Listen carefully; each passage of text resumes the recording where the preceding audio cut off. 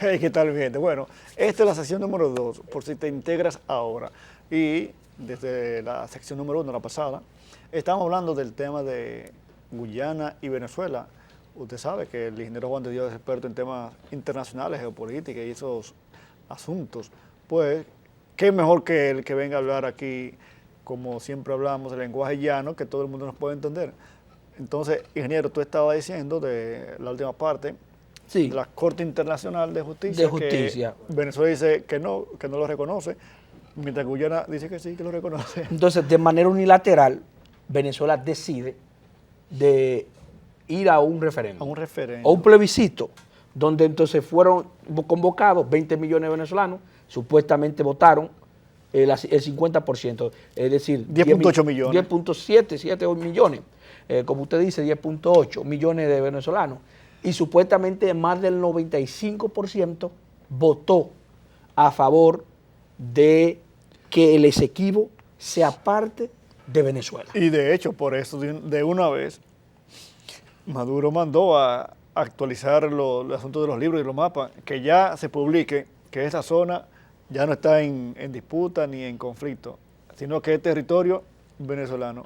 Y no solo Y eso, PDVSA debe ir a explorar habrá un capítulo, y a explotar PDVSA Esequibo. Esequibo. Y no- Y la región se llamará la Guayana Esequiba. Y no solo eso, que también mandó al Congreso para organizar una provincia ahí. Una provincia, un estado Un que se estado. llamará la Guayana Esequiba, que además, Así que doctor, ya le ha dado la concesión a PDVSA y y a las empresas mineras para que vayan a explorar y a explotar una parte del Esequibo Que PDVSA es la petrolera de Venezuela. de Venezuela, así es. Entonces, ¿qué es lo que se establecía el referéndum? O en el número 3 decían que si los venezolanos rechazan que la Corte Internacional de Justicia pueda conocer el diferendo, obviamente los venezolanos lo van a rechazar. No hay nada que une a un pueblo que los temas nacionalistas, Así es. sobre todo los temas mineros y los temas de frontera. Entonces los venezolanos, El obviamente, territorio. Me vas a quitar territorio. 96% de los Porque venezolanos. nadie quiere que sea un chin de tierra, no eso es mío. Así es, eso es mío. Entonces, el 96% de los venezolanos obviamente lo rechazaron. Y luego la cuarta pregunta planteaba de que si los venezolanos estaban de acuerdo de que esa región sea parte de Venezuela. Entonces los venezolanos obviamente van a decir que sí. Y la quinta pregunta decía si estaban de acuerdo que se llama la Guayana Esequiba. Obviamente van a decir que sí. Los 5 sí pasaron. Sí, sí, sí, sí, sí. Entonces, obviamente hay un matiz político ahí, porque usted sabe que estamos en un año preelectoral y está tratando de obstaculizar la perspectiva electoral de la oposición, que ya había escogido en el mes de octubre a María Corina Machado como su candidata presidencial a competir en las elecciones del año próximo. Entonces está tratando de unificar mayor poder posible, sobre todo aglutinar los movimientos, las agrupaciones en esa causa nacional. 167 partidos, entre partidos, movimientos y agrupaciones Más que aquí. que aprobaron ese referéndum. Es decir, no hay oposición en contra del referéndum en un año preelectoral. ¿Qué significa esto? Que Maduro está tratando de una forma, a pesar de que el referéndum es unilateral y no es vinculante porque no tiene apoyo tampoco de la Corte Internacional y de los países de la región ni del mundo. Esto es una decisión unilateral que tú lo tomaste tú, porque eso no tiene ninguna validez a nivel internacional. También aprobó darle cédula venezolana, es decir, Ah, identificación venezolana. Correcto, porque mira, Ahí ahí viven, en Guyana, Guyana tiene una población de 800.000 habitantes. Ahí viven cerca del 30% de la población guyanesa. En este caso, estamos hablando de 250.000 guyaneses viven ahí en el Esequibo. Ahora hay que son venezolanos y no hablan español. Tú te imaginas. Entonces hay un problema ahí. Irfán Ali, que es el presidente de Guyana, ha dicho que él va a mantener la fuerza en máxima alerta o alerta máxima. Y tiene un acuerdo con los Estados Unidos, le ha confirmado al Comando Sur, que viene ya desde la Florida, el arco antillano, el Golfo de México, y toda esa zona del Caribe, hasta la Patagonia, que es Argentina. Toda esa zona tiene que ver con el Comando Sur de los Estados Unidos. Se lo ha comunicado.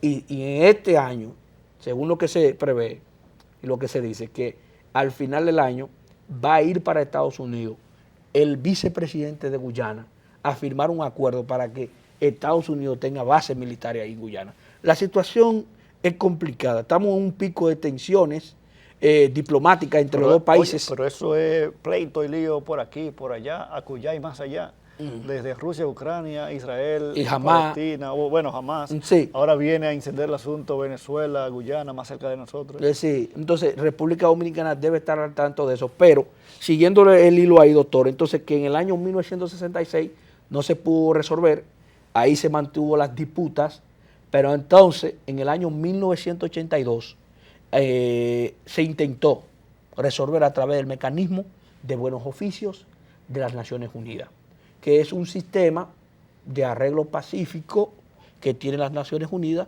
para resolver la controversia. No se pudo resolver, pero sin embargo hasta el 1999 se mantuvo una paz relativa entre los dos países. Sí estaba la disputa, pero en el 99 cuando llega Chávez, Chávez archivó el expediente, porque entre 1982 a 1999 sí estuvo la disputa, pero una disputa leve. En el 99, cuando llega Chávez, archivó porque había una buena relación, es decir, una relación de buena vecindad entre Hugo Chávez y Guyana. Pero cuando se descubrió, como usted dice, cuando hallaron petróleo y recursos naturales, a partir del 2015, ExxonMobil empezó a explorar y descubrió 6 bloques, y ahí entonces se calcula que Guyana entonces tiene una reserva de cerca de 12.000 millones de barriles de petróleo. Ahí albergan ahí, doctor. Por eso es que viene el tema, no es de que Maduro está preocupado de que porque es patriota o venezolano, no es por los recursos que quiere administrar. 12.000 millones, eso representa el 0.6% de las reservas globales. Entonces... Y bueno, Venezuela es el país que tiene la mayor reserva del mundo de petróleo. De petróleo, es el número 1. Así es. Claro está, actualmente producen un petróleo que se considera un petróleo pesado, que no todas las refinerías lo pueden tratar. De hecho, principalmente las que ellos diseñan o fabrican. ¿Tú entiendes? Así es, porque hay una refinería de alto vacío que sí lo puede tratar, es decir, a presión por debajo de la presión atmosférica. Así, parece ser que ese petróleo de Guyana es diferente, tal vez un petróleo más suave. Y lo ha dicho ExxonMobil, que está ahí explorando. Que lo pueden tratar en cualquier refinería. Correcto, y que eso... Hasta en la de aquí, que no es de nada. Que a partir del 2015, entonces en el 2018, entonces Guyana elevó un recurso en la Corte Internacional de Justicia, ratificado en el 2020, y antes del referéndum, el jueves 30 de noviembre, Guyana entonces llamó a la Corte, y la Corte le dijo a Maduro que no realizara el referéndum. Aún así, realizó el referéndum. Entonces, la realidad de hoy del Esequibo, una región rica en petróleo, rica en recursos naturales, en recursos mineros, tiene plata, bauxita, oro, tiene cobre y otros minerales, y tiene una reserva hídrica, una reserva en agua. Y también se dice que ahí hay fauna, flora, es decir, nada de eso le interesa. El ecosistema. Eso es para enriquecer el expediente, nada de eso le interesa a la gente. Lo que le interesa es el petróleo y los recursos mineros de oro y plata, principalmente el oro. Así es. Y el cobre. Y el cobre, así es. Entonces, la situación se ha complicado en la región por lo que está pasando hoy día. Ya Brasil, que hace frontera ahí, tanto con Guyana y con Venezuela, ha movilizado sus tropas y sus vehículos blindados para tratar de salvaguardar la frontera, porque Venezuela podía utilizar los territorios de Brasil en cualquier momento, que se podía hacer una invasión hacia Guyana. Guyana primero no puede pelear con Venezuela, pues Venezuela tiene una de las mejores fuerzas armadas de América del Sur, tiene un buen ejército. Y Guyana, obviamente, está también más grande, tanto en población, en territorio, todo eso. Sí, todo eso, porque Venezuela es un país de 912.000 kilómetros cuadrados. Y más, como usted bien dice, población, territorio. Pues tiene más de 20 millones de gente. Sí, tenía, bueno, 30 millones. Entonces imagínate, hasta de agente a agente le gana Guyana de 1 a 1. Así es. Entonces Guyana va a necesitar apoyo, obviamente, de su madre patria, que es Reino Unido, y obviamente de Estados Unidos, de su hermano. ¿Usted me entiende? Entonces... bueno, el fiscal de Guyana se refirió el fin de semana, que si tiene que invocar el artículo 41 y 42, creo que el de Sí, la ONU. de la ONU, sí. Tiene que ver con incluso intervención militar. Intervención militar, correcto. De los aliados. De los aliados, sí. Y además tú sabes que Venezuela quiere aplicar también el capítulo 7 de las Naciones Unidas, que habla de la integridad territorial. Si se ve amenazada, entonces podría entonces declarar guerra. Sin embargo, entonces el artículo 4 de las Naciones Unidas establece el respeto de la integridad territorial, es decir, la no invasión. Entonces, estamos viendo una situación que no hay un mediador en medio de este conflicto. Pero yo creo que no le conviene, ¿no?, a Maduro, porque él no está muy frío con el mundo. Si él interviene así de forma unilateral, fácilmente puede ser el fin de su dictadura. Bueno, yo creo que él lo está haciendo porque está un año preelectoral. Bueno. Quiere concitar el mayor apoyo posible para llegar, porque al principio del año que viene va a haber proceso electoral, creo que en abril. Entonces él va a tratar de mantener esto en la palestra pública Hasta esa fecha. Hasta esta fecha y tener un apoyo de la población. Entonces, si la oposición se pone como veleta, eso es victoria electoral para Maduro, 7 años más, líder. Wow. 7 años más. Entonces, yo creo que él va a mantener ese juego. Obviamente con su par, ahí está Padrino, está Diosdado Cabello y este grupo que le hacen entonces el juego. Porque esta región está en el sur de Venezuela, pero el conflicto se encuentra en el norte de América del Sur. Es decir, en el noreste de América del Sur. En el noreste de Venezuela, noreste de Venezuela. Sí, correcto. Entonces, norte de América del Sur. Así es. ¿De qué sucede? Entonces, ahí está el estado de Bolívar, y al lado está el estado de Amazonas. Entonces, pero ahí están varios ríos. Está el río Puruní, Maruruní, y está el río Orinoco, pasa ahí, que es el más caudaloso que tiene Venezuela. Y es el tercer río más caudaloso del mundo. Sí. Después del río Amazonas, obviamente, y luego le sigue el río del Congo, que está en África, que es uno de los el río más importante de África. Entonces ahí está el río Orinoco, que está la presa o la hidroeléctrica Gurí, que depende del 70% de la energía que consume Venezuela, que se empezó a construir en el año 1963, se puso en práctica ya a funcionar a partir de 1968, y en el año 1974 ya entonces se inauguró. Entonces tiene el nombre de el presidente Bolívar, la hidroeléctrica Bolívar, y luego se cambió, se puso el presidente que empezó la construcción, que fue Raúl León y Ortero, que intentó resolver este conflicto, porque Raúl León y Ortero vino después de Rómulo Betancourt, porque Rómulo Betancourt vino en el 60. Uno de los más famosos presidentes ese. Uno de los mejores presidentes de Venezuela. Bueno, fue él que con la iniciativa de él que se creó la OPEP. Fue con la iniciativa de Venezuela que creó Trujillo se dice que intentó matarlo, sí, un atentado en el año 1960. Luego ganó la ADECO con Raúl León y Otero, que le ganó a Copellano, que era Rafael Caldera. Entonces Otero, con un buen gobierno, intentó resolver el asunto, no pudo, entre el 64 y 62. Entonces, este conflicto va a permanecer mientras los días vienen por ahí. Entonces, ¿qué va a hacer Irfán Ali?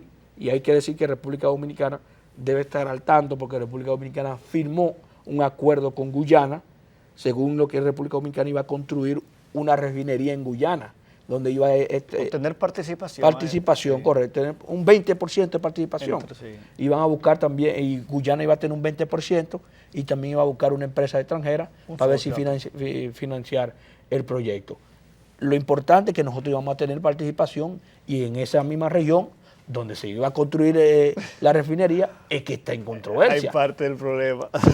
Hay parte del problema.